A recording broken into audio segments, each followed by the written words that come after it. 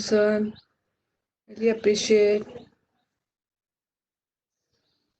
So I hope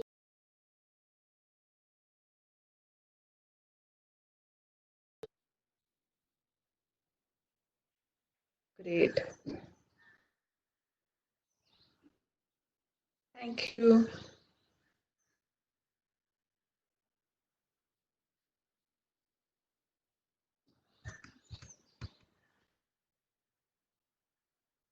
You. Yeah, my health is improving. Thank you so much.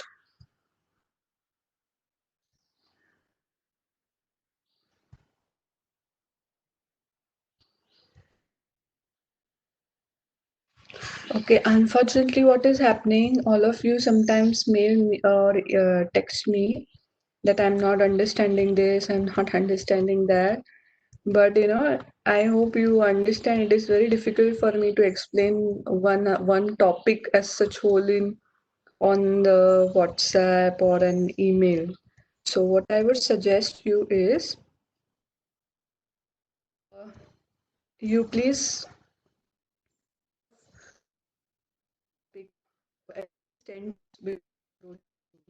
read each and every word of that subject. There are also various books available on contract, on company law, on so there are also various kind of since logical reasoning is also a common subject in all the entrance exams.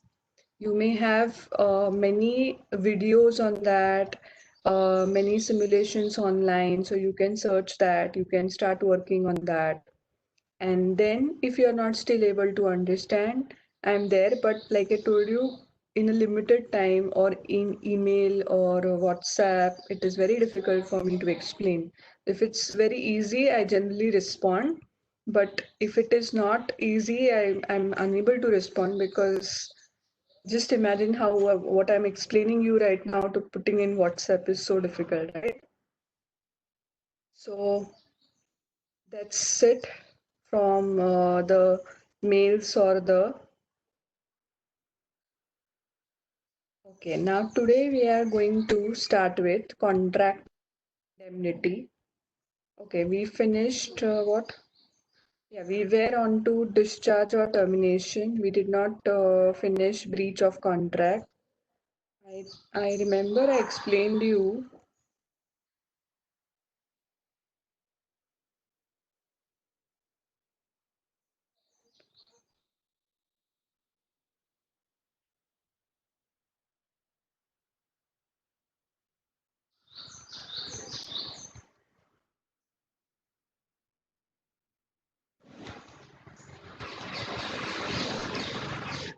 Yes, I had explained you Satyabarta Ghosh versus Mugnuram is what we had last stopped on.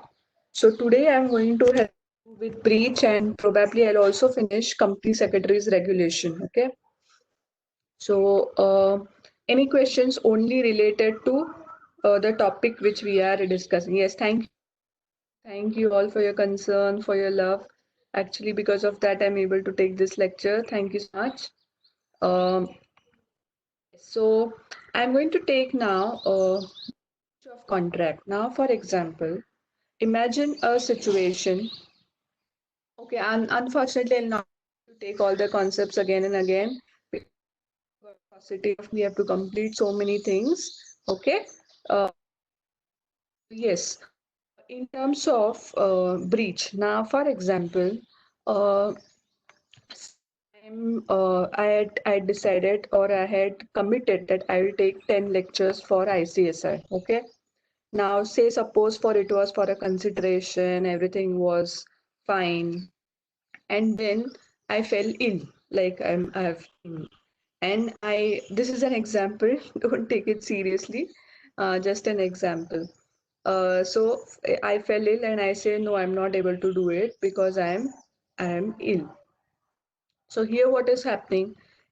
This is a contract which I have entered into that I will be providing 10 lectures, and for that, say there is a next consideration. Then, for example, here, if I'm not able to perform the obligations which I am supposed to perform, then what is the consequences of it? So, in general, there are consequences. Obviously, some parts, the other party will have a remedy to it. So, what are the consequences attached to this? Is called as breach. Okay, this is called as breach, that the obligations which I had agreed in contract, not fulfilling those obligations. The reason can be genuine, the reason can be any other reason. So, say for example, again, if A is selling, okay, the page number of the PDF is 57, page number is 57, okay. Let me switch to another network. A moment you will have me disconnected, okay. So, bear for that moment. I guess this network is not great, so I'm switching it to hotspot. Just bear with me for a second till I switch the network.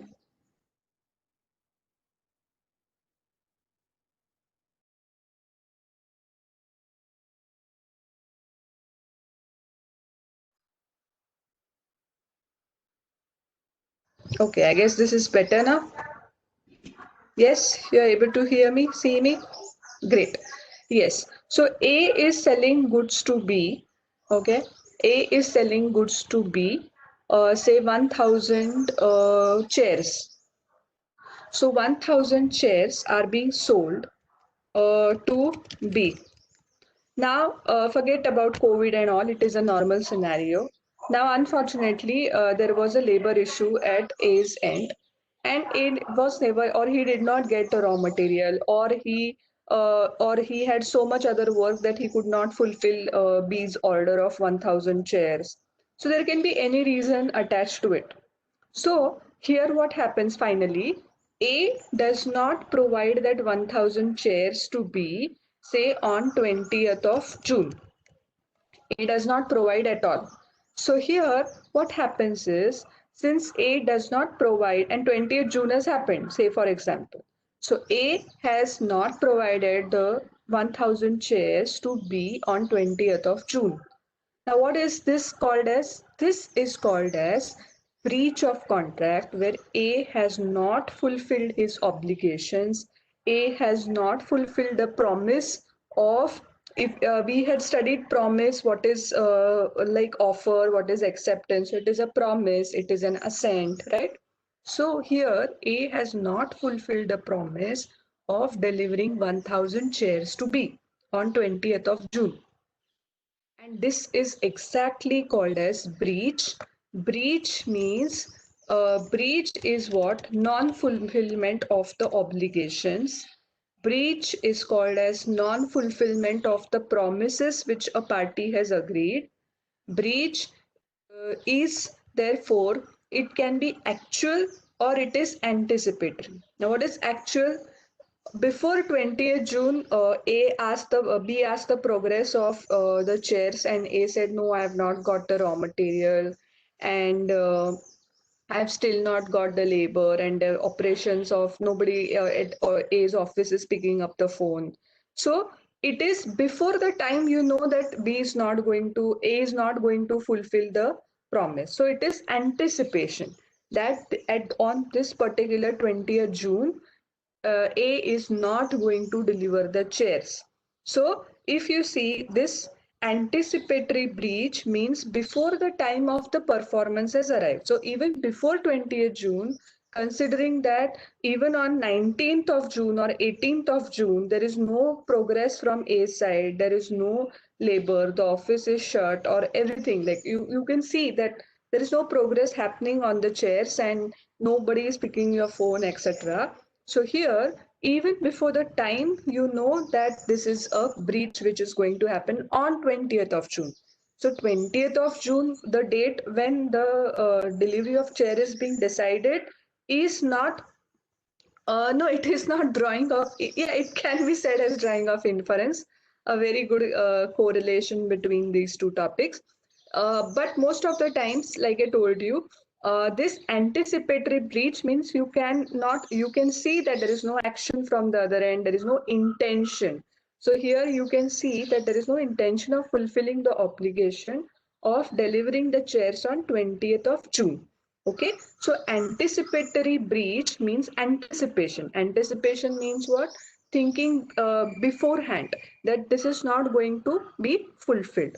So anticipatory breach means a breach before the time for the performance has arrived, and breach, actual breach. Now this was just your anticipation, this was just your inference you are saying. I would say this was an apprehension, a fear that on this particular date this is not going to be fulfilled. So on 20th you wait till 20th June, that let me see if he must be preparing the chairs in some other shop. Let me see, he has agreed to give on 20th, so let me wait till 20th. So you let 20th June pass, and on 20th June also you don't get the delivery of good. Then it is called as actual breach. Okay. Now this is actual because as on date which was being decided, you never got the chair. So that becomes an actual breach. Now here's actually breach. Now there was no fear in your mind. Earlier, the person might say, "Oh, I was preparing the chairs in some other shop. Why do you have to fear about it that I will not fulfill the contract? I am going to definitely fulfill the contract. You would have waited till the date which I had given for you." So this is called as anticipatory breach. Actually, on 20th, he delivers the goods, then there is no breach, of course. If he does not deliver, then it becomes an actual breach. So breach means not fulfilling of the obligations or the promises which the person has mentioned in the contract. Okay, so in simple language. So anticipatory breach means a breach. Yes, failure of not false promises. It is not false promises. It is. It might be sometimes genuine. It might be sometimes. Now in this COVID scenario, right? There is a breach of contract if person had agreed to deliver the goods on say 20th of May when there was a total lockdown in the country. Yes, there was a breach of contract. Now, the treatment of is going to be different. So, breach can be on a particular what is agreed in the contract. You are not able to fulfill that is called as breach. Okay. No, we discussed whether doctrine of frustration can apply or not. So, I'll not take it again. Okay.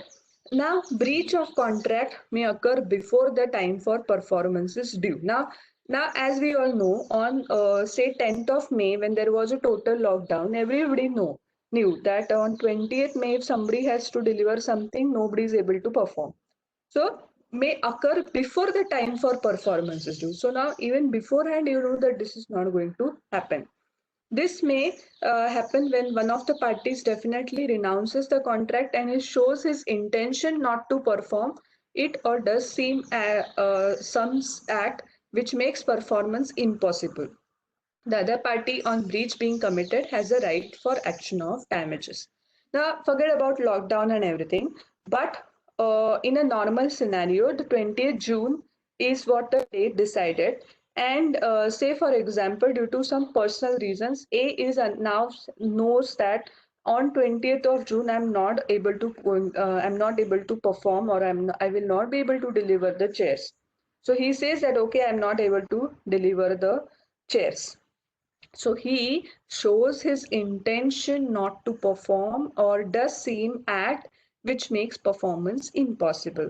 So here, if this is being told, this is called as breach.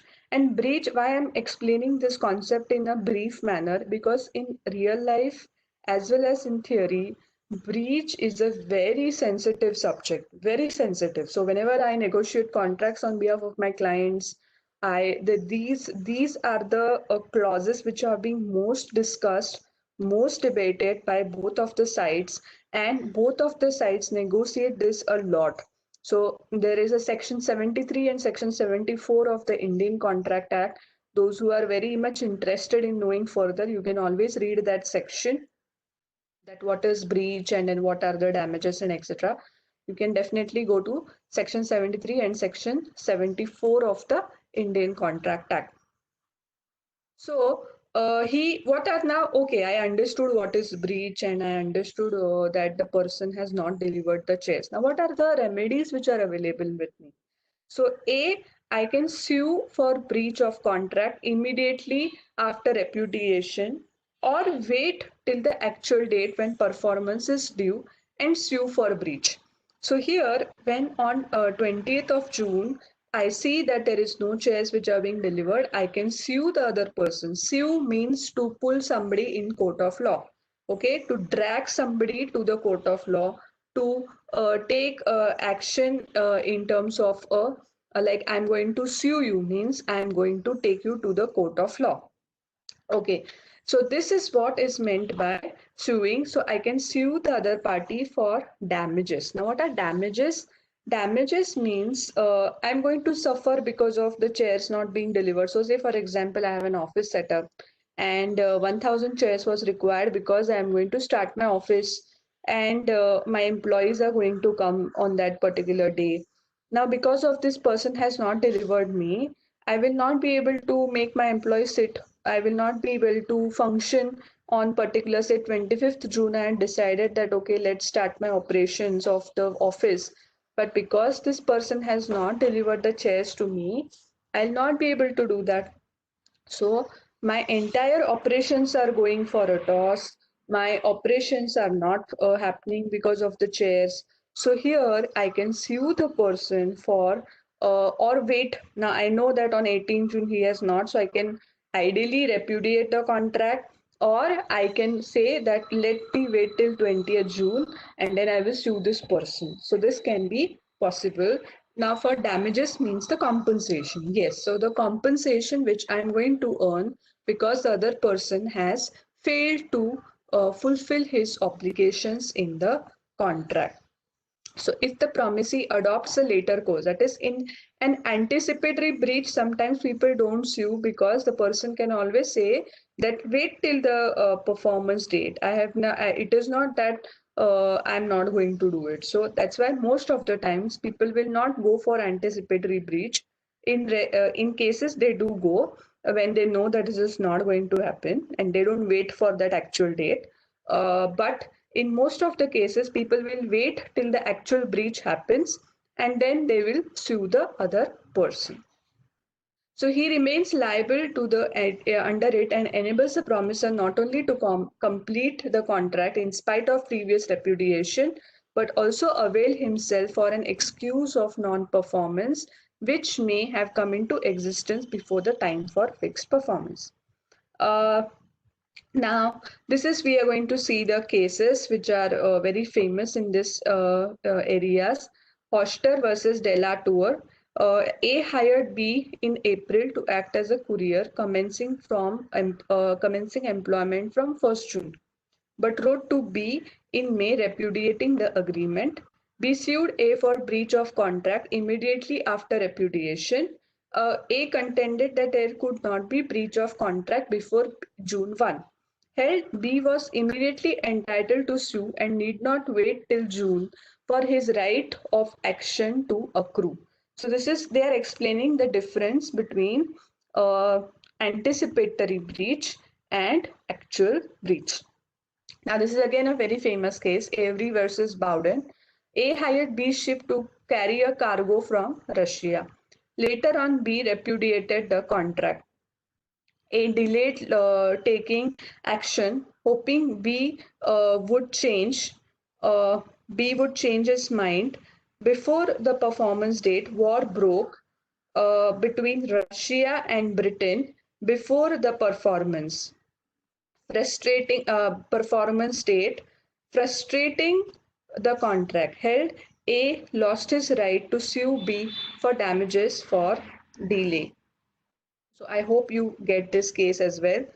Uh, yes, there are people are asking what is repudiation.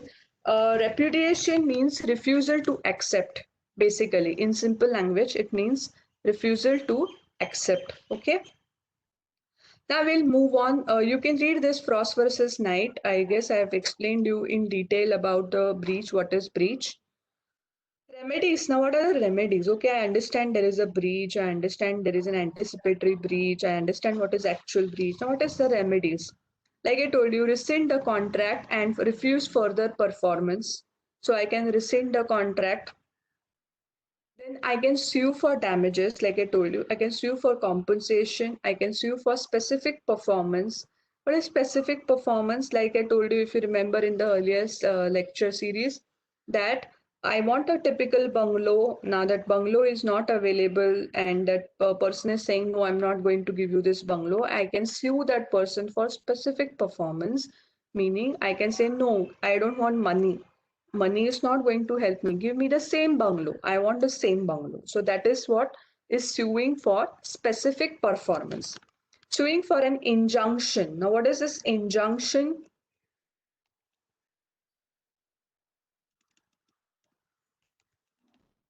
Yes, injunction means stopping. It can be temporary, it can be permanent. So, say for example, I see at the same bungalow, the person is making some construction activities. So I can bring an injunction order to stop that construction activity. So what I'm doing by bringing injunction, it has to be taken from court, of course, by court orders. So injunction means a temporary stoppage. I say, first stop that activities in that bungalow. I will not be able to do, I'll not make you happen that. So first stop that activities. That is an order which comes from the court to restrain the breach of a negative term and sue on quantum merit. Quantum merit is again unjust enrichment. Also, it is called as unjust enrichment, that a person should not be unjustly enriched and all. We see that. Okay. So under section 65, when a party treats a contract as rescinded, he makes himself liable to restore the benefits he has received. So this is called as unjust enrichment. That if I have taken some money, now for example, for that chairs which we discussed, I have taken 500 rupee, I have taken say 1 lakh of rupees for that 1000 chairs, and I never delivered the chairs. So that 1 lakh rupees I've already received, so I should be returning that, right? At first, at least, because I have not delivered the chairs. So I have not, the other party has not even got the chairs, and plus 1 lakh rupees also they have lost it. So the party treats the contract as rescinded. He makes himself liable to restore any benefits he has received under the contract to the party to whom such benefits were received. So the benefit of 1 lakh is which is being given is I have to return that. I've earned that benefit, but I have not fulfilled the promise which I have supposed to do. So again, I will take now. I guess this is clear. We have discussed many things. You can read this. This is very simple now to understand after my brief explanation on this part. Now we'll go to contract of indemnity and guarantee. Okay, unfortunately, I see many questions, but I will have to restrain myself because A will have to finish lot of activities before our session today gets finished. Okay, so to the extent possible, I'll explain you, but I'll not be able to take word by word and line by line. Okay, contract of indemnity. Yes, now this concentrate on this contract of indemnity and guarantee. Now these are very important. Again, most discussed and most debated clauses in the real life scenarios as well as on in theory. Okay. Now, what is contract of indemnity? A contract of indemnity is a contract by which one party promises to save the other party from losses caused to him by the conduct of the promisor himself or by the conduct of any other person. Yes, so thank you. Yes, I'm okay. Much better than the last lecture. Yes. So what is contract of indemnity? Now, I'll give a typical example and you will be able to immediately correlate with what I'm saying. Most of you have got health insurance, or if you are not having, your parents definitely must be having health insurance. Yes. Health insurance. Now, what does health insurance do? Now, if you fall yourself, like for example, you fall ill, you are sick, and you have to go to hospital for treatment. Then what is going to happen? Say 10,000 rupees premium you have paid on, say, a Religare in health insurance policy. When you get admitted to the hospital, what happens? Religare will pay all the bills of your hospital, right? Now, either it is because of your own thing, like you just went in rains, you were like too much enjoying the rain, and because of that you have fallen sick, and now you are in suffering from pneumonia. Then of course you are hospitalized, and then the treatment is going on, you get well, and then when you claim, the health insurance pay back the entire hospitalization expenses. Now what is this? Now this is one thing. The other aspect is, you unfortunately you were driving a car, and somebody just there is a small accident because of which you get hurt and you are now into hospital. Now it is not because of your you have not like the accident has not because of your own issue. The somebody else came in your way, and you just because of that you have got hurt. So this is something which is by the conduct of other person, not because of yourself, right? This is what exactly. Now the two examples which I mentioned. Now again I'll read this and help. I'm sure you will be understanding this. A contract of indemnity is a contract by which one party promises to save the other party from loss caused to him by the conduct of the promiser himself or by the conduct of any other person. Now you get with both the examples I explained what is contract of indemnity. Here the insurance company is saying, okay, fine, whatever if it happens because of you, not because of you, we are going to indemnify you. The health insurance, the premium which you have paid to us, basis which we are going to indemnify you for the losses which has occurred. So here, that's what is typically called as, this is a typical, insurance is a typical contract of indemnification. We'll see what are the, this is not the only contract. There are many other contracts where the other party indemnifies. This happens in software industry where you're using a particular software. Say for example, you're using a Microsoft software, and you would say, how is Microsoft the patent of this software? So the Microsoft will say, you use this Microsoft, we will indemnify you if there is any title issues to this software. So if somebody claims that no, this is not a Microsoft software, this is my software which I had invented and I've got a patent to it.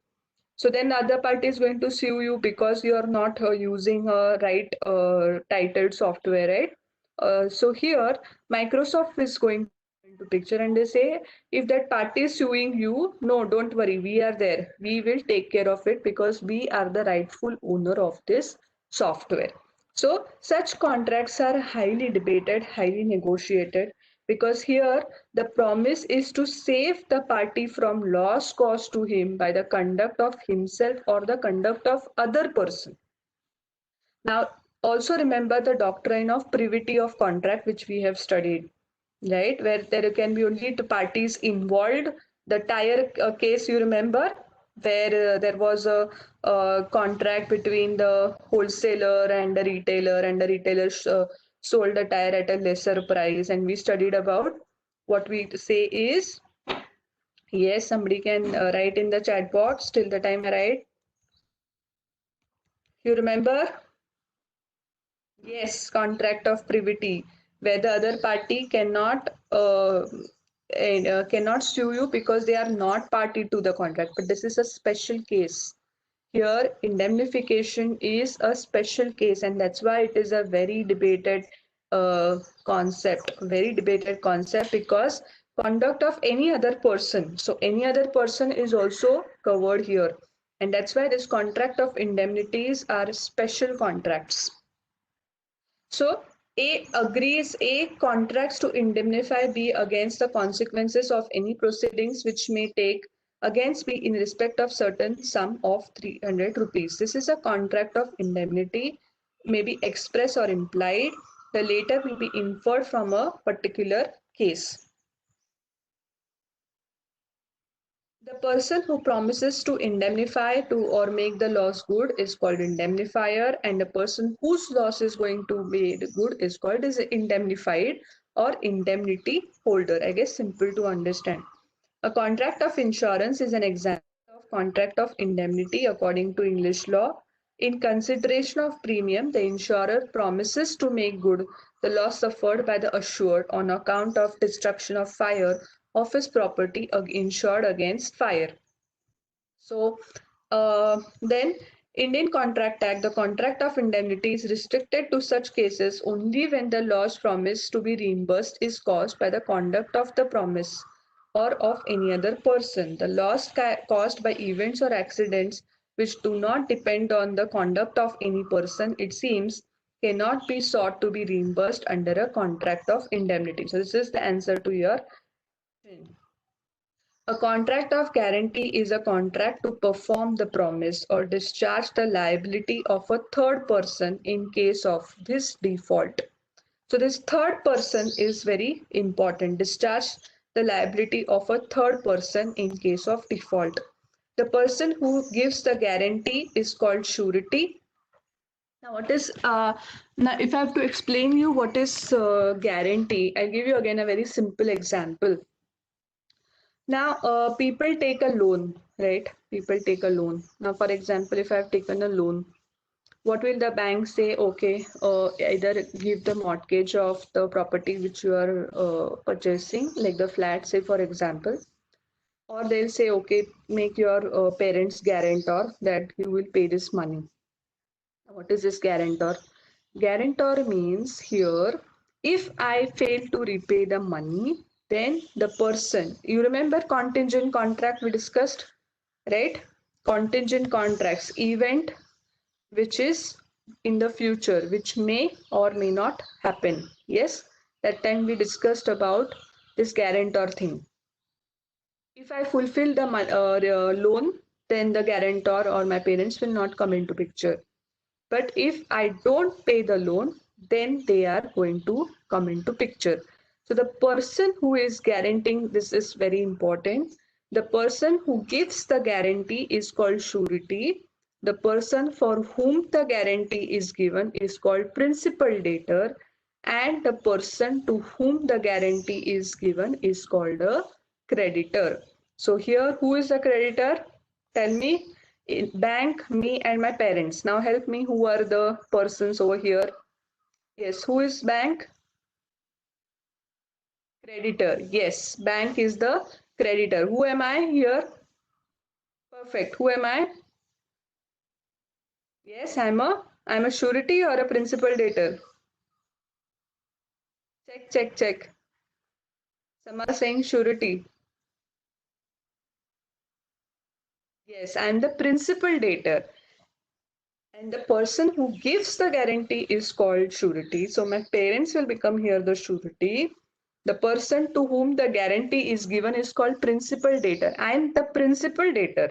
If I fail, then the surety is coming into picture. Okay, clear? Yes. So A advances a loan of rupees 5,000 to B, and C promises to A that if B does not repay the loan, see, this is the same which we discussed. So I'll take next. So, like a contract of indemnity, a guarantee must also satisfy all the essential elements of a valid contract. Now, here is a special feature for guarantee. However, a special feature with regard to consideration in a contract of guarantee. The consideration received by the principal debtor is sufficient for surety.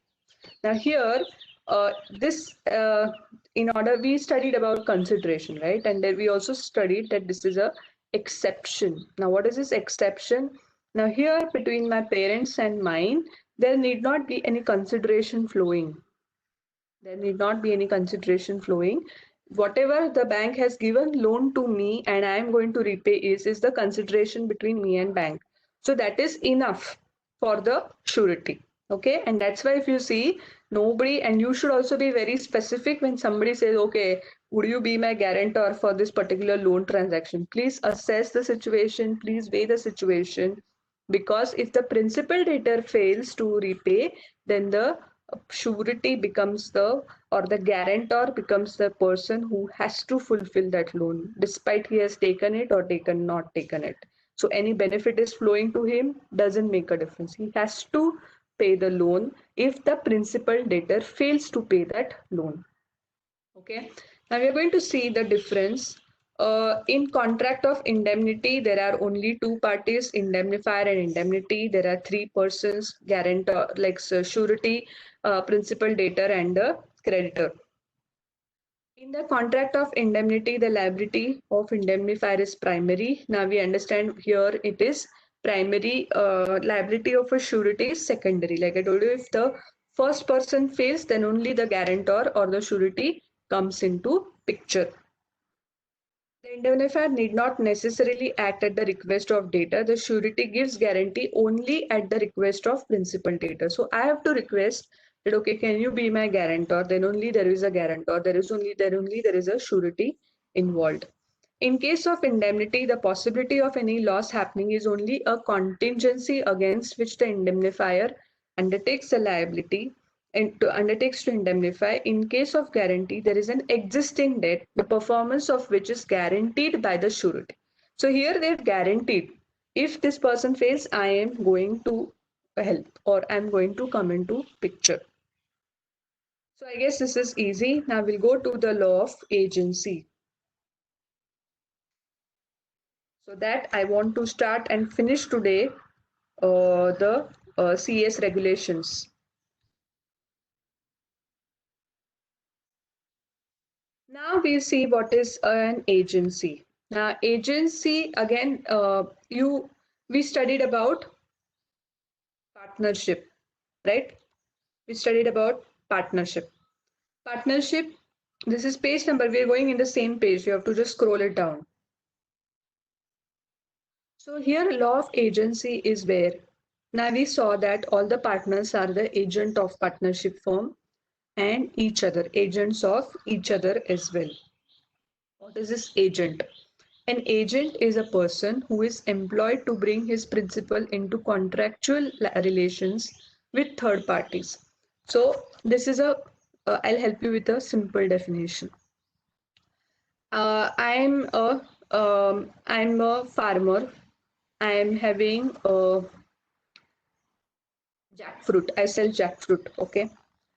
Now, for example, I'm a farmer, I sell jackfruits. Now, I say I'm not able to go to all the markets and then, discuss with all the people, fix the rate and then sell my fruits to the people or the customers.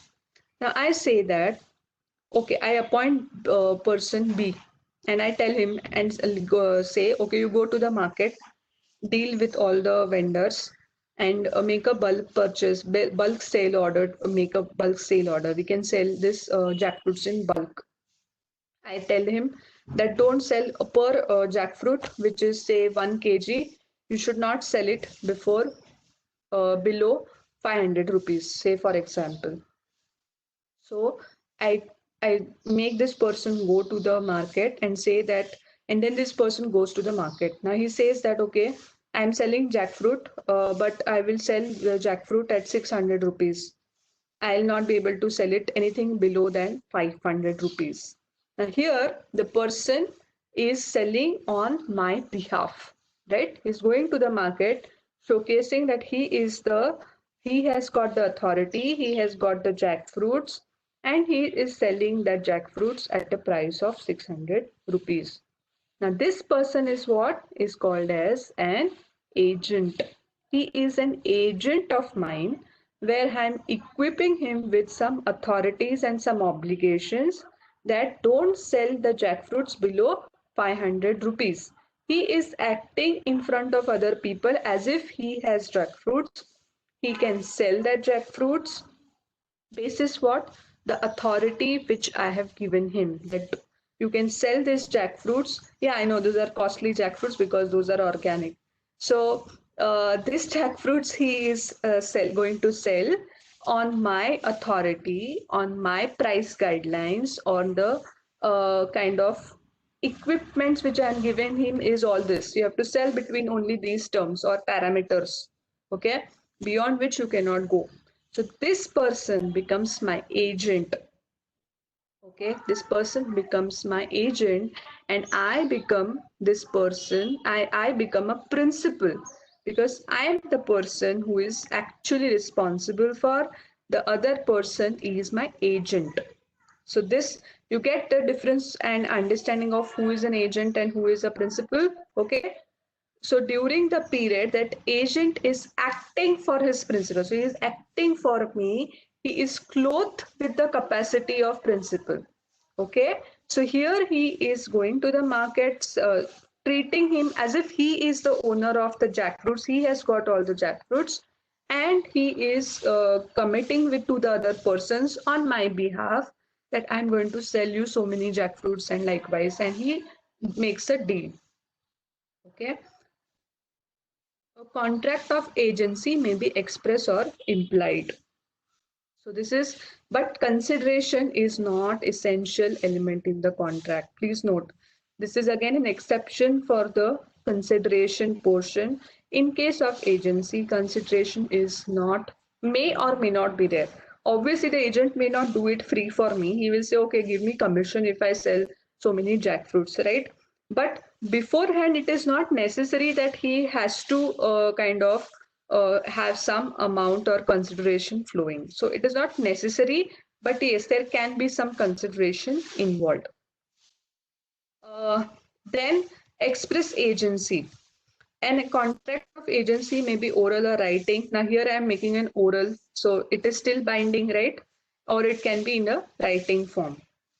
The usual form of written contract of agency is the power of attorney. If you must have heard about power of attorney where say you are a NRI, non-residential Indian, you have premises which are to be given on rent, and you sign a power of attorney to say your friend that this my friend is the rightful person to contract or make give this property on lease, collect the money, then catch hold of the person, and likewise do everything related to the lease. So this is the typical form of agency. This person is becomes the agent of the original person.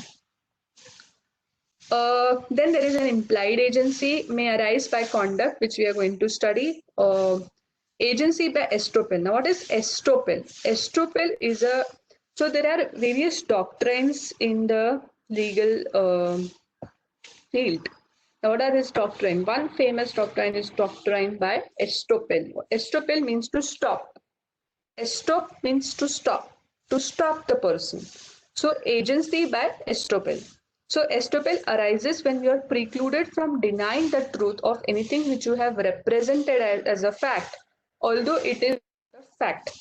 So, for example, there is a person, this person, the agent which I described right now. Now, there is nothing which I told this person, but he knows that I've got jackfruits and all. And in front of me, he contracts with other seller that I am having a jackfruit and this is 500. Exactly the same thing, but the first text which I told you that I have asked him to do likewise, I have not told this. Imagine or assume that I have not told anything to this person, and the same thing he does and sells in front of me to the other person. Now he says I'm the agent and everything, but I don't say anything. I'm understanding that there is a transaction going on. I know everything, but I don't kind of react to it. And and he says I'm the agent of this person, and I don't speak anything. I act upon it. Now here, the doctrine of estoppel can come into picture that I saw, I hear, I understand this person is representing that. Now, this is what is representing. Representing a fact, although it is not a fact. He is representing the other person that he is my agent, and I'm not saying no, no, he is not my agent. If I'm denying that, then of course there is no estoppel. But I did not say anything. I'm further giving the jackfruits to him, so I'm also acting upon it. Although it is not a fact, then I would be precluded. I will not be able to say at a later point, no, he was not my agent. I will not be able to say that he was not my agent. Okay, so I will be stopped. I would be stopped from saying that he is not my agent, because I never said that he is not my agent when I should have been told, right? I should have been told that no, he's not my agent. He's discussing these things in front of me, but no, he's not my agent. If it have said clearly, then I would have not, then doctrine of estoppel doesn't arise, but otherwise it becomes agency by estoppel, that he had not got any authority, but still he went ahead. Wife as an agent, I guess this is simple. Agency of necessity. In certain circumstances, a person who has been entrusted with the liability with another property may have to incur unauthorized expenses to protect or preserve it. Such is called agency. Now, they, for example, there is a fire in the next house, and we kind of bring the fire brigade, pay their fees, etc., and then there is something, then the house is saved from being caught in fire. Now if we claim that money to them, then they should be paying that, right? Because it is agency of necessity, right? We cannot say, oh, how we can act as an agent of yours. No, they should be liable to pay that money to us. So this is agency. Yes, agent can be held liable. Yes, they can be held liable as well if they act beyond the capacity. Uh, Agency by ratification, when a person having no authority purports to act as an agent, or a duty appointed to act agent exceeds his authority, the principal is not bound by the contract supposedly based on this behalf. This is what is meant by exceeding the contract. Yes, he will be liable if he exceeds the authority. Yes. Now, if he exceeds the authority, but I say okay to it, then that is called as a ratification. Ratification is making the act good. In simple language, ratification means making the act good. So the act is bad as per now. He sold below 500 rupees. He sold it for 100 rupees. Now I had expressly told him don't sell it below 500 rupees, but he sold it at 100 rupees. Now it is up to me whether I want to say okay to it. He has exceeded his authority, right? He has exceeded his authority. The principal is not bound by the contract supposedly. Now I'm not bound by that contract because I told him to kind of sell it below, not sell below 500 rupees. But if I say yes to it, then I'm ratifying what he has exceeded his authority. So that is what is ratification, to make the good, to make the good, which was earlier not a right thing to do, but later I expressly say, okay, fine, I'm okay with it. That is called as ratification. But the principal may ratify the agent's transaction and so accept the liability. So I'm accepting it, fine. I will sell you at 100 rupees because my agent has said it. He has exceeded his authority, but I'm okay, still okay to it. So this is ratification, making the earlier it was not a right thing. He exceeded his authority, but I'm saying okay to it. So then I'm accepting that liability, and I'm ratifying what the agent has done. So this is what ratification is. We'll go to classes of agents because I have to also complete the company secretary's regulation and also take some aspects of logical reasoning. So I will leave this for your reading. Classes of agent. A special agent is one who is appointed for a specified act or to perform a specified function.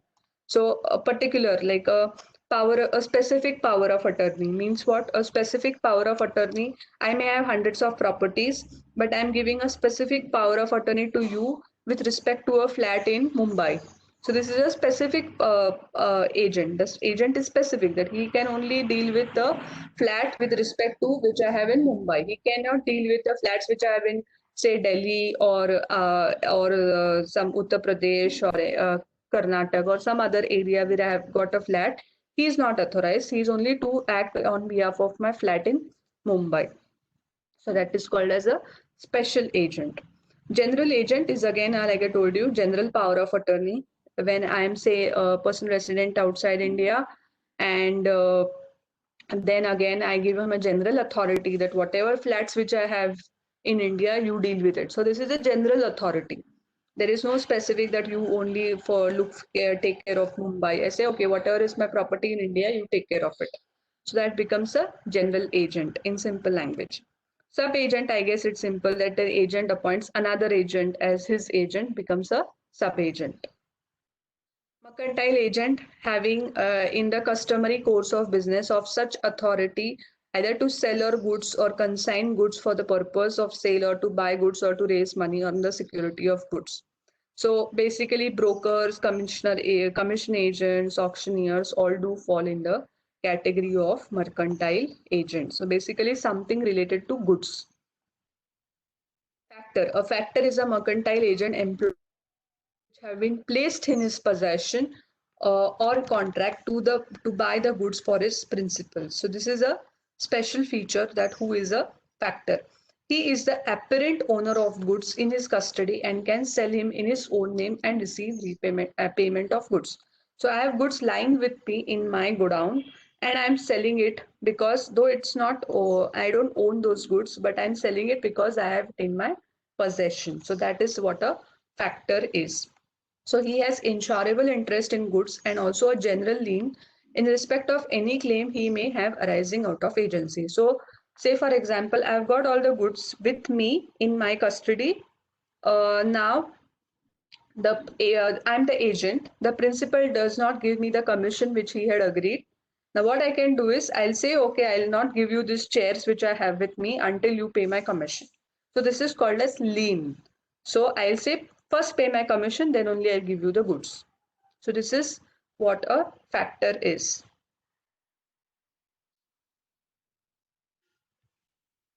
Broker. A broker is a mercantile agent whose ordinary course of business is to make contracts with other parties for the sale and purchase of goods and securities of which he is not interested with the possession for a commission called brokerage. Now you may see brokerage, brokers, stock brokers, right? Or such kind of brokers you are aware of that they contract for sale of purchase of goods and security. So basically share market where they get claim a brokerage from you. Okay. Del Trader agent is a mercantile agent who is consideration of an extra remuneration guarantees to his principal that the purchasers who buy on credit will pay for the goods they take. So this is about a Del Trader agent. Auctioneer, I guess it's easy. Bankers, you understand. Duties of agent. So let me see duties of agent. I guess this is very easy. You can understand it based on the discussion which we have had so far. He must act within the scope of authority, express instructions. If you correlate with whatever examples I have given you, I guess this will be easy for you to understand. Rights of agent is also you can study on your own. Termination of agency is based on performance. Again, the same principles are the same, which we have already understood in what is termination of a contract. If you see, more or less similar to what is termination of a contract. And e-contracts. So electronic contracts are nowadays you must hear about. You sign that whenever you download an app, what you do is you sign that I accept, right? This is an e-contract. It is an electronic form of you download a software, Microsoft, and then you say I accept and you agree to the contracts. What is this? It is an e-contract. So the whole transaction can be completed in seconds with both parties affixing their digital signature to an electronic copy of contract. These contracts are valid because those are as per the Information Technology Act 2000. So this is what e-contracts is all about. Now we have still 45 minutes left. So I'm now going to quickly take you to the company secretary's regulations. Okay, the MCQ you will have to do it on your own. Uh, See, guys, please understand, we have got a very limited time and I have to cover most of the things, at least the important things. So, I'll not be able to take repeatedly what I'm already taking, okay? And you will have to do something on your own as well. You have to invest your time in that. I get your email sometimes. What I would say is, uh, you try to read on your own, try to understand the case laws which are given here, and then it would be very easy for you to understand things on the explanation part. Now, let me go to page number 85. Yes, today we are going to uh, elements of company secretaries regulation. Now we all, you have been the students of now ICSI, that is the Institute of Company Secretaries of India. So you need, and there was a, regulation as well, or a notice which was also being issued to all the people that have been observed that the students of the company secretaries have started using themselves as CS so and so, CS and so and so. But please understand, now you will understand from the regulations, and you have to tell me at the end of the regulations, which I'm going to finish it today by hook or by crook, is whether are you allowed to use the CS right now as a tag, as a prefix to your name?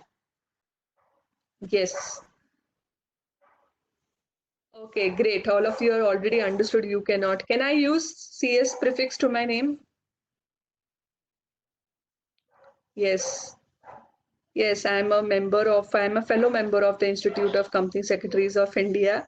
I've completed all the exams. I've enrolled myself as a member. So yes, I can definitely use myself or prefix yes because I am the member of the institute. So let's understand what is CS regulations all about. So I guess headquarters in New Delhi and regional offices, I guess it's very easy for you to understand. Now, what is a vision, mission, and motto of ICSI? Vision is to be a global leader in promoting corporate good governance. Mission is to develop high caliber professionals facilitating good corporate governance and speak truth, abide by law. So, Satyam Vadam Dharmam Charam. This is what is the motto. Core values, I guess these are the core values which you should be understanding, knowing, and following: integrity, ethics, reliability, ownership, and being stakeholder centric. I guess integrity is what you understand. A huge responsibility derives from the Latin word integer, which means whole or complete. So, integrity is something which is required in anything which you do, ideally, not just for ICSI. No, I'm not a PCS because I have not obtained practice. I've enrolled myself as an advocate. So, I am a advocate, but I'm still a member because I'm a member of the institute. Yes, so integrity, I guess you have understood.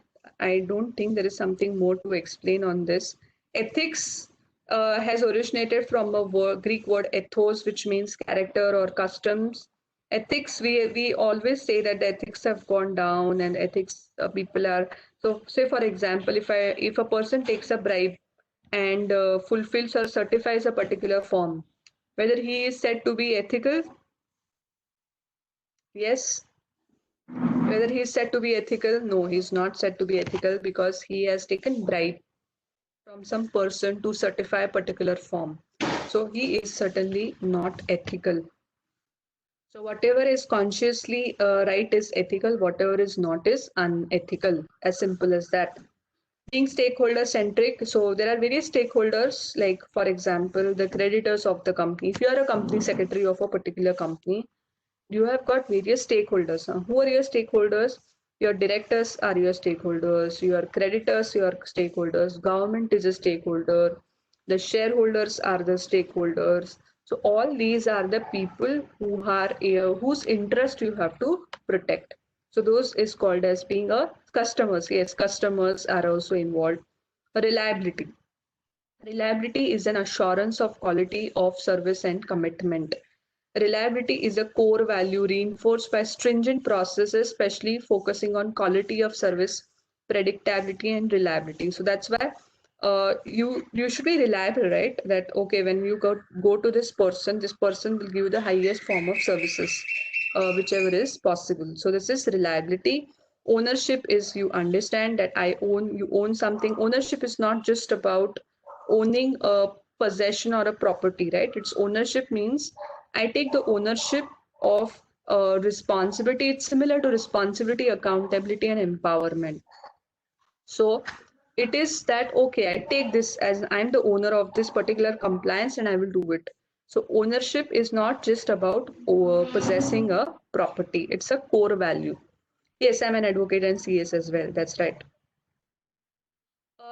Now this is what you have to this can be an MCQ. So you should be knowing the core values, you should be knowing the mission, you should be knowing the vision, the motto. So you should be knowing this. So this can be your MCQs, that what are the which are the right ones and which are the wrong ones, kind of thing. Okay, so you have to know this. Now we'll go straight away to what is a company secretary. Company Secretary 21C of the Company Secretaries Act 1980 defines a company secretary means a person who is a member of the institute. So just remember, understand, even if you've cleared all your exams of the CS course, doesn't make you automatically a member of the institute. You will have to enroll yourself and then only you will become the member of the institute. So even if you clear all the exams and you don't apply for membership, you will not be still, you cannot still call yourself as a CS, because the CS means a member of the ICSI. So the member word is very important over here. Okay, get it? Then under CS, company secretary has been defined under the Companies Act, means a company secretary. Secretary or a secretary means a CS as defined in 2(1)(c). So it relates to the same definition under CS Act, who is appointed by a company to perform the functions of the company secretary. Now understand, a company secretary can either be in employment or he can do practice. Okay, so when once he is in employment, then he cannot practice. Here, this is a very fundamental thing which you should understand. Once again, I'll repeat, because this is also immensely important from a practical perspective, that a CS can be in employment or a CS can be in practice. Both are still members of the institute, but either you can be in employment or you can be in practice. So when you are in employment, you can be designated as CS. Yes. And when you are in practice, you are called as PCS, or practicing company secretary. Okay. Then CS is recognized as a, yes, not both at the same time. That's perfect. You cannot do an employment and practice at the same time, for sure. There is also a concept which we are going to see of deemed into practice. So this is very important. Deemed into practice. CS is recognized as one of the KMP. Now this is, we have studied in the company law. KMP is a key managerial personnel under Rule 8 of Companies Appointment and Remuneration and Remuneration of Managerial Personnel. Rule 2014 provides every listed company, every public company having a paid up share capital of 10 crores or more shall have a whole time KMP, and in that there is a CS which is listed. Okay. Uh, No, first you have to be a member, then only you can practice. By the way, there is a question. First, you have to be a member of the institute, then only you can practice. Uh, no, this is about KMP. Please understand. Appointment of CS is different, and this is about appointing of a KMP. The thresholds are for the KMP, not for the appointment of CS. So, in that, what you said is right. So, in that, even the private companies meeting that threshold has to appoint a company secretary. And this is what you are talking about, Rule 8A. According to Rule 8A, of the companies, every private company which has a paid up capital of 10 crore or more shall have a whole-time CS. So CS is here, appointment is compulsory. That the earlier rule talks about KMP, which is a different thing. KMP is a key managerial personnel. Okay, and the thresholds for that are different. I hope you get it. Yes, you can change employment into practice, you can change practice into employment. You will have to surrender your kind of the practice what I would say, license, and then you can become a CS into employment. Not a problem. You can switch at any point of time. There is no, like earlier I was into employment. For employment, there is nothing which I should get it from the institute. I'm just a member of the company and I get into employment. But when I apply for practice, then I have to surrender if I have to again go into employment. Okay.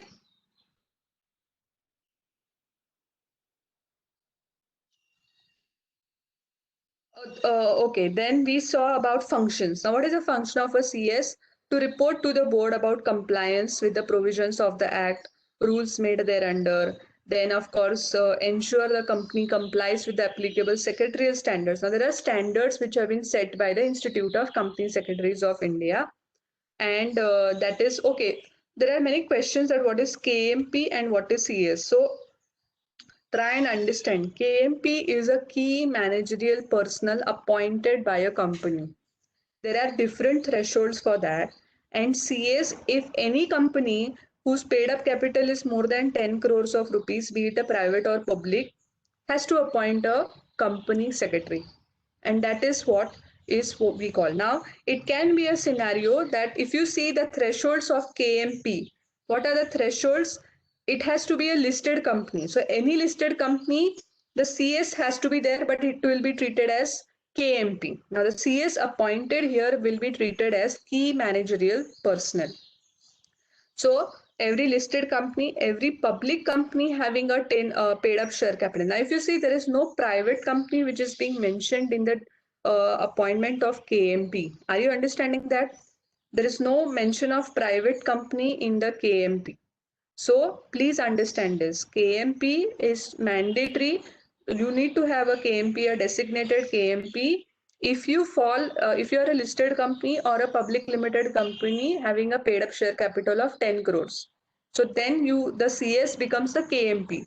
But in any other case, say it is a regular private company having a paid up capital of 50 crores, it has to appoint a KMP, but it has to appoint a CS. Sorry, it has to appoint a CS because you are breaching the threshold of 8A rule, 8A, right? Now, whether it is the person has to be a KMP, do you get the question? A private company having a paid up share capital of 50 crores of rupees, is CS mandatory to be appointed? Yes. The CS has to be appointed as per the rule 8A, which gets breached over here. The capital is 50 crores. Now, whether KMP is required, whether the CS can be termed as KMP? No, the CS will not be referred as KMP because it is not meeting the thresholds of Rule 8, which says that it has to be a listed company or a public limited company having a 10 crore, having a paid up capital of 10 crores of more. Now, I'll twist the situation. If this private company which I'm referring is a public limited company having a paid up share capital of 50 crores.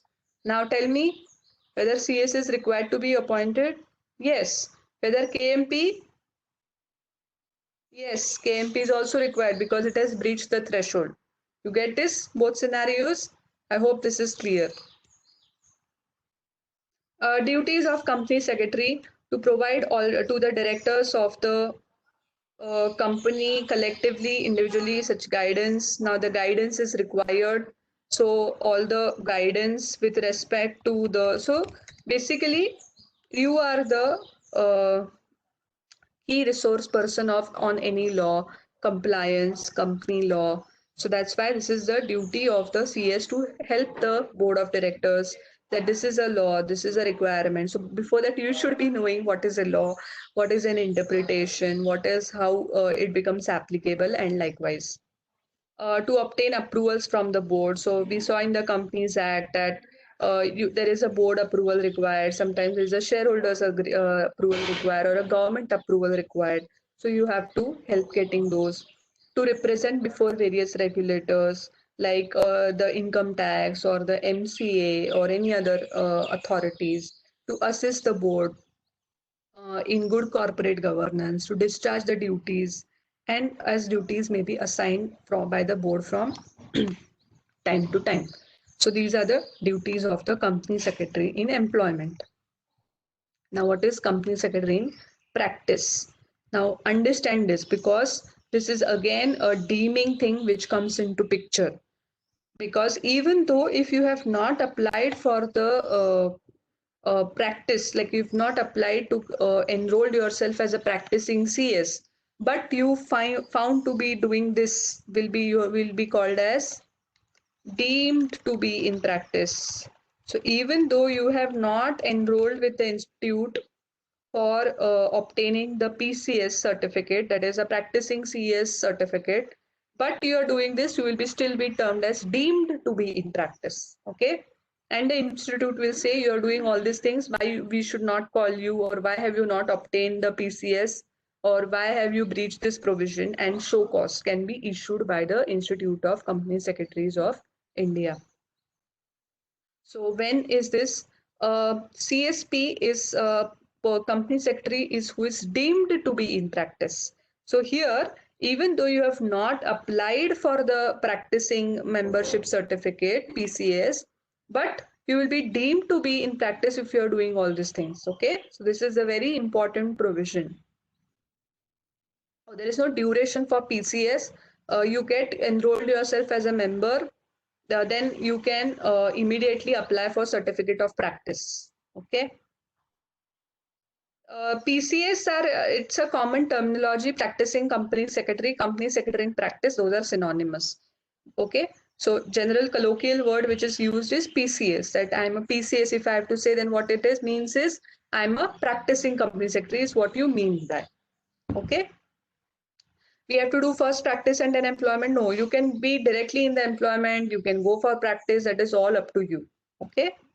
No, we don't. For membership is compulsory, right? You saw the definition of CS. It says you have to be the member of institute. So even if you go into employment, you want to go to into practice, you have to be the member of institute. Okay. Yes, a PCS can employ people, right? So those are called associates because there is no. So there can be employed or they can have an associates basically. No, I'm not a PCS, guys. CSP.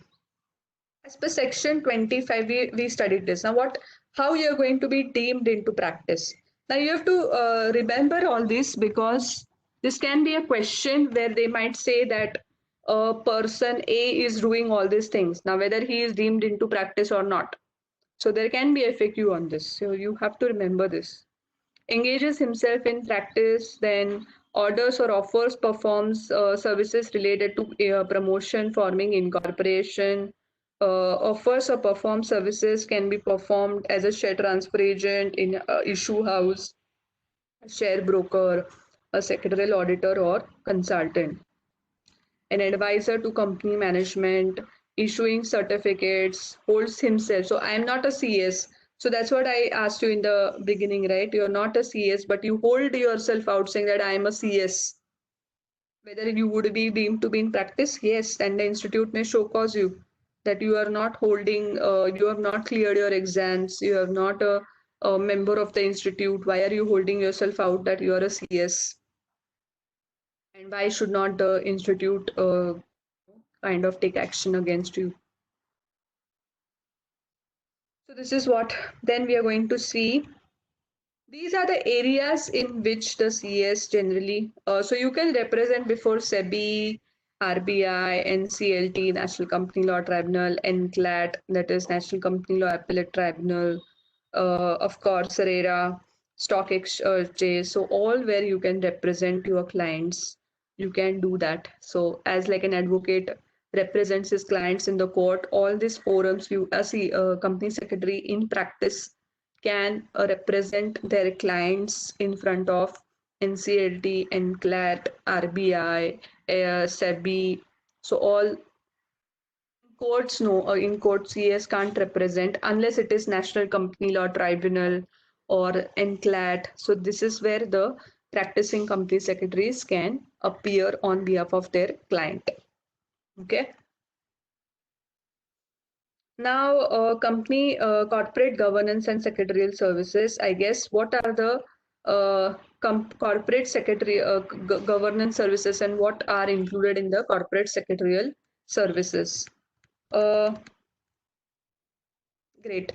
So here, corporate secretarial services can be right from, if you see what a CS can do typically in terms of corporate secretarial services, right from incorporation of the company until winding up. If you see whatever comes in the between, all the things a CS can do. So it can be promotion, formation, then registering of documents, maintenance of secretarial records, statutory books, statutory audit, secretarial audit. So I meant secretarial audit, arranging board meetings, then minutes of meetings, all work related to share transfer, share transmission, yes, winding up. So basically, all the things which come in, I'm just telling you in a gist, okay? Which comes from right from the formation of a company to winding up. All the in between things and inclusive of both the things are can be included in corporate secretarial services. Now we'll see what is secretarial audit. Now, this secretarial audit, again, there is a threshold that to which companies is the secretarial audit required. Okay, there is one question, ma'am. Is it necessary to do regular college along with CS? It is up to you whether you want to pursue any other degree and you can do CS. That's all up to you. Okay. Yes, in order to be an advocate, you have to have enrolled yourself to be at a bar council. That's a different thing. So I'm not taking here right now. Secretarial auditor. So Section 204 of the Companies Act, every listed company and every public company having a paid up share capital of 50 crores rupees or more, or every public company having a turnover of 200 crores or more, or every company having an outstanding loan or borrowing from banks or financial institutions of 100 crores or more, shall annex with its board report a secretarial audit report. So these are the thresholds. Now there is a or. What does that mean? When there is an or, yes, tell me. Anyone. Perfect. So if you breach any of the conditions, like your paid up capital is what? You are a public company and listed, and your paid up capital is what? 100 crores. Then whether secretarial audit is required? Yes, it is required. So every listed company, so and be it any listed company, and if it has got any other thresholds or not, it's different. And every public company having a paid up share capital of 50 crores, vagara, vagara, vagara. So you have to remember these conditions. Again, this can be your MCQ for sure. That for whom the secretarial audit is required. So basically, like a audit which is being done by a chartered accountant. Similarly, here the practicing company secretary helps you with the audit, and this is called as a secretarial audit. What comes into is being a matter of brief discussion. So the secretarial auditor has to be assisted. He should be given all the records, documents, and if, of course, the officer of the company does not help the secretarial auditor with the documents, necessary information, and uh, if a company or an officer he contravenes a provision, the company and every officer or the company secretary in practice who is in default shall be punishable with a fine which shall not be less than 1 lakh rupees. So this is the case of secretarial audit. Now, what are the areas? Now, these, if you see further, corporate law advisory and representation are the areas which are being given to you where a CS can function. So, why these things are important? So that what a CS can do. So, you are appearing for CS or entrance exam, but many a times it happens that people don't know what a CS does. People believe that it is a receptionist or a secretary who has to coordinate with the meetings. Is the general understanding of what a company secretary is sometimes, not every time. Sometimes people believe that. So, what actually a CS can do is being mentioned if you see the if you read all this corporate law advisory and representations is something you have to identify, and at this point of time also you can give a fair thought over this, that These things a CS can do. Now, whether I'm interested in doing a particular thing or I'm interested in doing all the things is all up to you. And then you can start developing that core area. Because, like I'm telling you, if you see, these are all core areas. Even the one line in this can become a core area of practice. So, say for example, there are certain CAs who are only into insolvency and bankruptcy.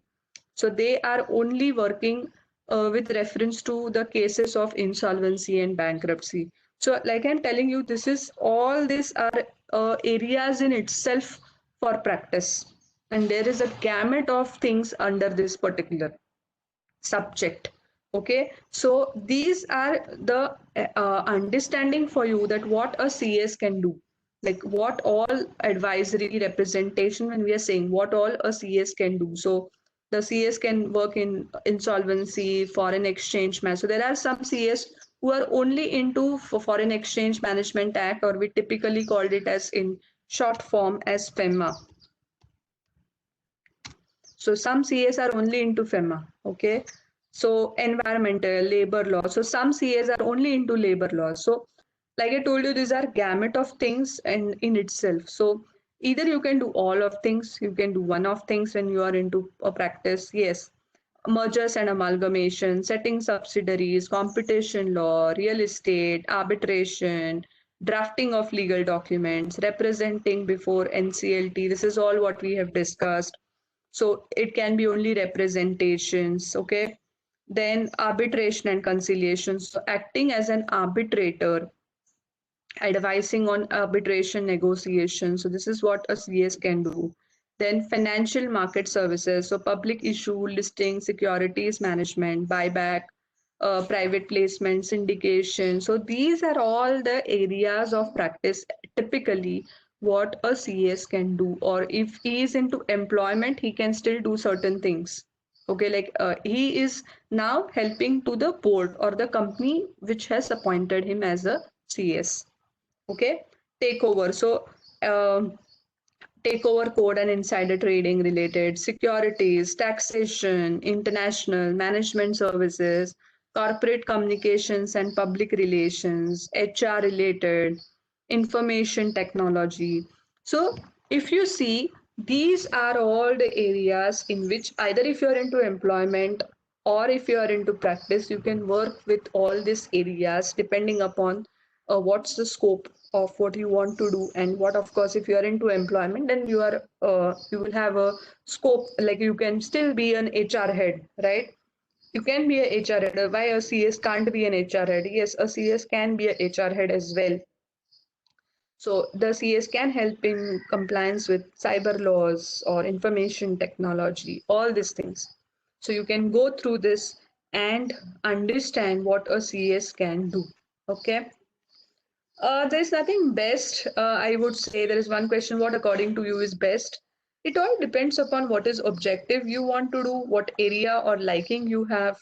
Okay, because and I would like to spend a couple of minutes over here because this is an important question from the point of view of the career you want to choose. Uh, right now, don't focus on what money you will get.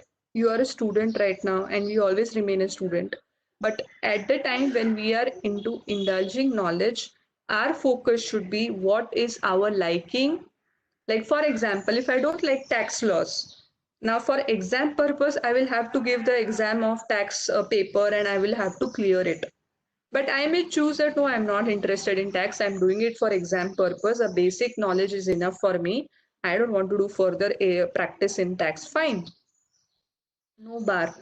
Try to identify what is the liking subject. What is the subject which you are liking, and trust me, each subject which is being mentioned over here is in depth area of practice. If you see one, even if you take one, like I told you, internal audit is a gamut of exposure in itself.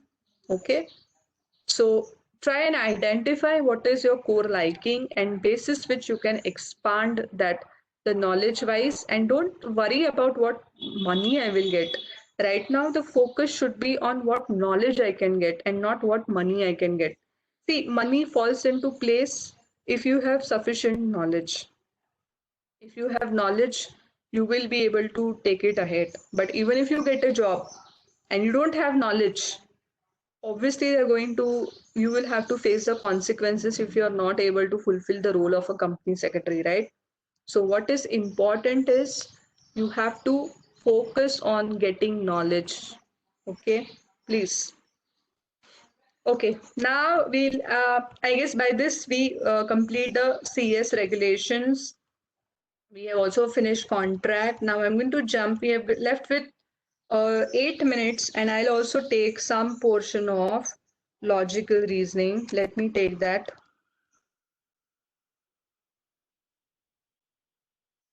Okay, I receive many messages on logical reasoning, ma'am. I'm not able to do this, ma'am. I'm not able to understand. Guys, I told you right. I've got a very limited time. Plus, there are n number of videos available on YouTube on related to problem solving. If you're not understanding a particular problem, say number series or likewise, there are so many videos available on YouTube. You can please access that because these are if the majority of class doesn't understand, then I can take it. But one or two students are not able to understand. I'm unfortunately I cannot take it. Okay. Then we'll go to the verbal reasoning. We have gone through some examples of verbal reasoning. Let's take some more today. Analogies also we have discussed.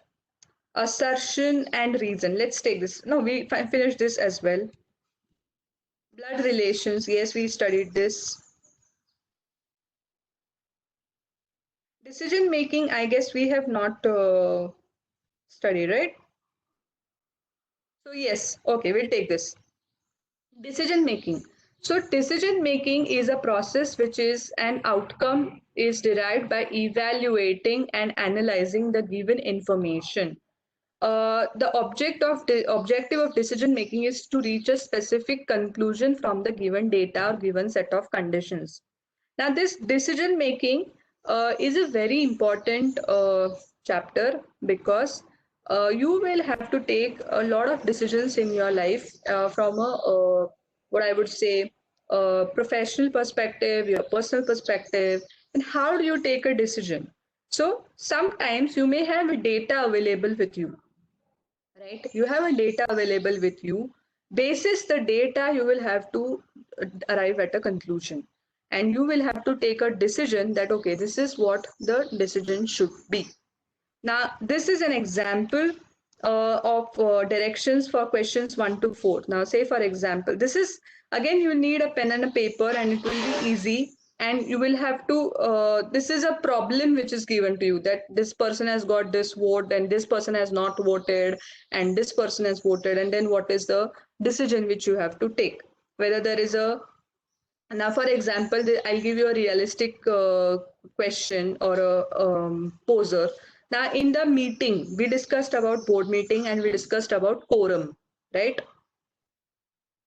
We discussed about meeting and we discussed about quorum. That say, for example, there are 5 board members.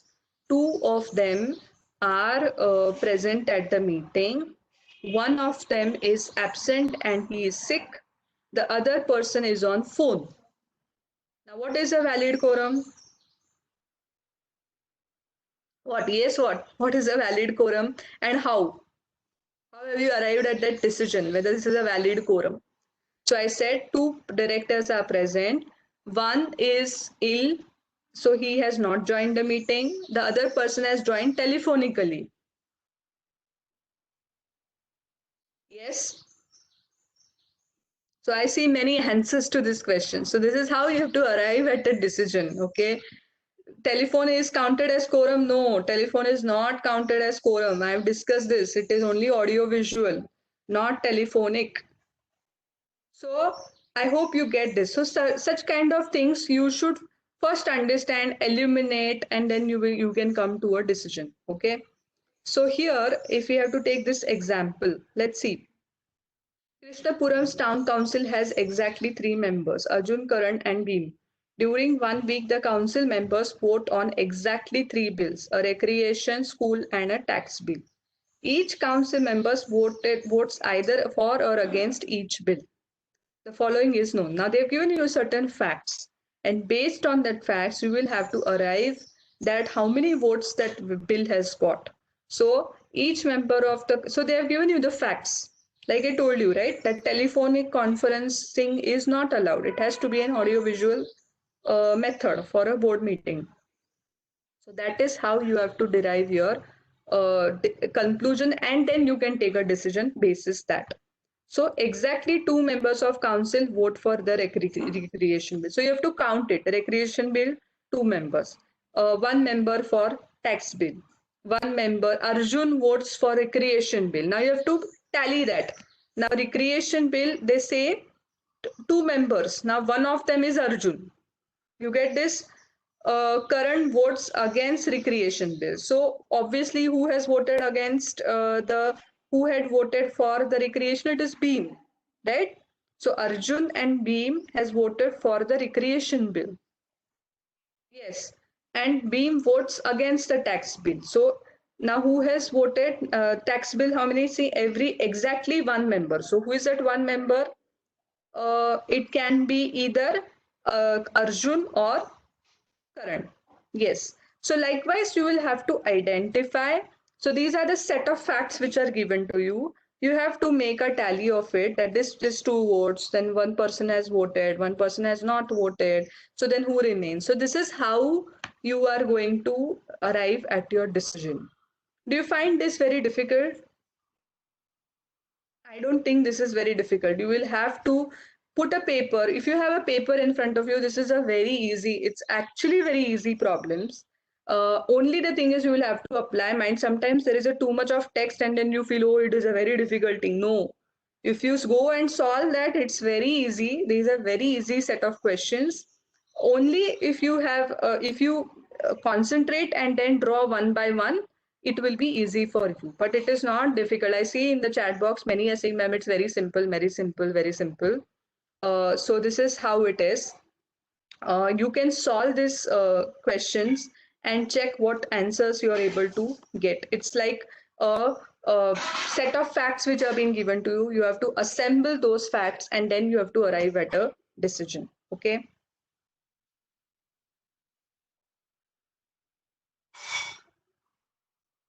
So this is how you can solve these questions. So see, this is how they have given you that this has voted for bill, this has not against, and you can tally what you have. First, what I would suggest is first you solve the questions and then go to check the whatever answer is being given. So then it becomes easy for you. Okay, so we stop here today. We'll see you next week. Okay, we'll see you next week. Please don't bombard me in the inbox and WhatsApp on very specific questions. Okay, I would have loved to answer you, but I have paucity of time and I'm not able to answer most of the times if it's only a particular query to a particular student. Okay, so thank you very much again. Take care, and we'll see the next chapter. Either I'll take torts or I'll take constitution in the next week. Okay, till that time, bye. Take care. Yeah, thank you. Thank you so much for your kind words.